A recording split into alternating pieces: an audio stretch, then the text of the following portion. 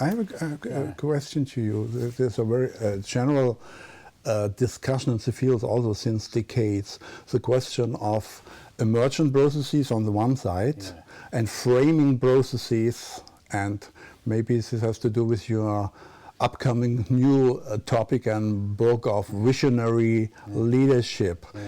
I always struggled with people who have been very much in front of emerging.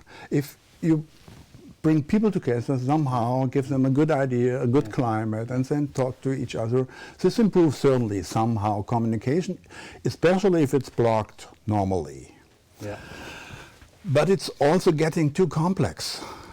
And so we, for example, in Wiesloch, we do something a bit opposite to it. Somebody must have some kind of an idea where to go, what kind of question to answer, and then think about who in our organization is in the role, have the responsibility, who has to be on the stage to play this new game that could be emerged from that.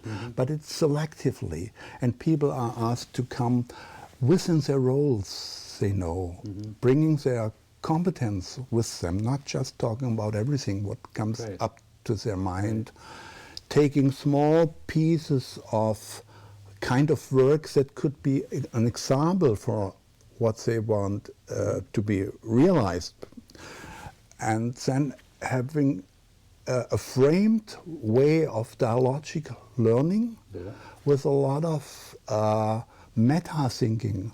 Do we have the right problems? Do we have the competence in the room? Do we have the power? Do we have the responsibility? Do we have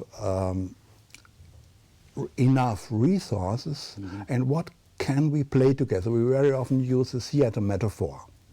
If this should be a new play, we should have some kind of an idea what it could be. It can emerge while we try to study it and develop it, but it cannot.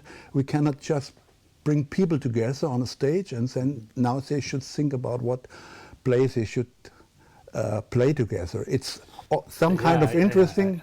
I've never run into somebody that is that wide open. Like just be anything, but I think I agree with you. But you seem to start off by making a distinction between emergent and framed. Yes. And I would see them. I think you need a frame for things to emerge in. You know, it's like the basic principle of biology. You need boundaries, right? Energy accumulates in boundaries. Without boundaries, it just all flows all over the place. So, like in my own work.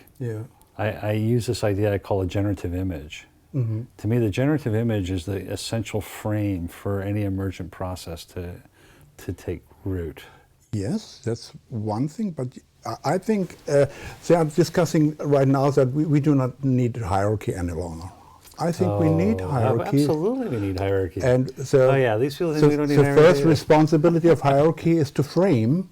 So it's not only the image; it's also the responsibility to construct a stage. I agree with you. And I call it shaping. You call it shaping? Yeah. This is what we need our senior leaders to do. They need to shape the situation so others can be successful within it. Right? And there's various ways of shaping. I think framing is another great image of the same process. And they must have competencies really to design competencies. They must have ideas. Yes, it's about design. That's right. And I think leadership has two major components. One is the design competence and one is the relationship competence. And it's not always gathered in the same person. Well, and here's the other thing. I mean, there's two kinds of leadership, right? There's like institutional leadership, which is where you need your shapers, and these people aren't even going to interact with most of the people they're leading. And then there's face-to-face leadership, which is a completely different set of competencies, where relationship is really what's so important.